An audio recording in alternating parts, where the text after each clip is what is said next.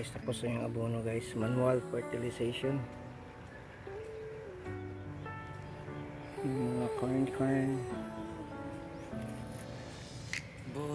update.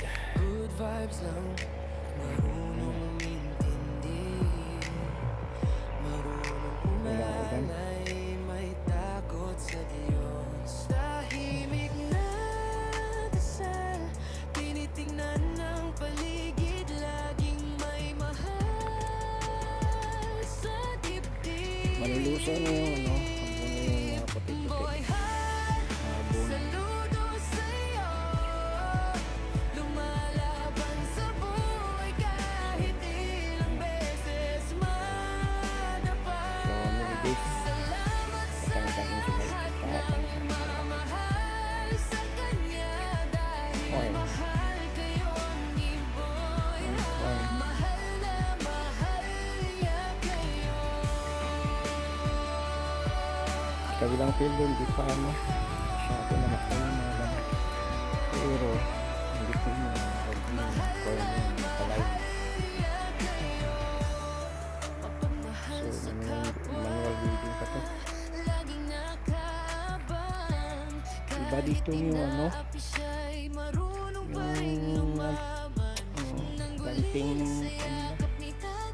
planting method kasi ito yung distansya ng Philips Sparrow. Ang dikit, so wala na araw ang mangyayari to. So abono at saka herbicide application o manual weeding yun ang gagawin dito. Iba dito yung method, so yung tanim ng mais.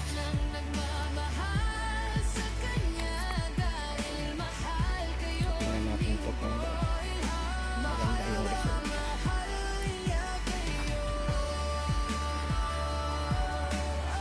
So, diba? Tingnan natin. Ang gastos. Ito naman yung sugar cane. So, tapos na ng manual weeding. So, yun. So, malinis tingnan na. By row. Yan. Ito ang side, tapos na yan dito. Hindi pa ito ng manual weeding na baharo na.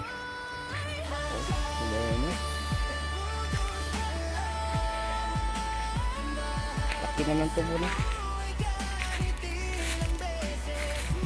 Kasing tangkad na. Hanggang baywang. So meron pa kasi ito yung common na muna tumutubo sa tubo yung agingan. Pag mapatay mo yung puno niya, ito naman yung tutubo yung seeds niya. Ito yung seeds niya. Yan. Pag pa-drop to sa lupa, pagdating ang germination niya, tutubo yan. So ito yung tinatawag natin na broadleaf. Dito na damo. At ito naman yung vines. Yung mga vines na muti-muti. Natawag nila muti-muti. So yung mga basic na grass, yung mga damo sa sugarcane. So kunin yan, manual weeding yan. Hindi ko sila tapos eh. Maliit na to area, 3 kyaw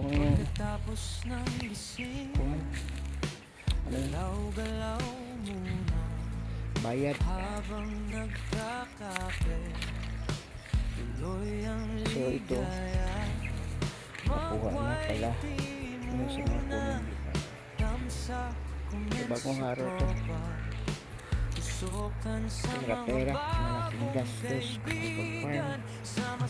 magbenta, maliit ang kita. So by the grace of God, nagpesto. Ito yung tinatawag na aging. Ito yung dahon niya, simple painit. Madali naman ito patayin ng herbicide, pero ang problema same sila ng tubo. Kasi kapag mag-herbicide ka, ito kalaki yung sugar cane mo. Kasi may mga nodes na to eh. So makapenetrate, igupin ng roots, mamatay yung tubo. So dapat may alam tayo sa herbicide application kapag ganito kalaki yung mga tubo. Yung practice dito yung mga wettable powder ng herbicide. Tinatarget yung mga ganitong mga damo. Ganyan. Kasama yung matangkad na mga damo. Ayan.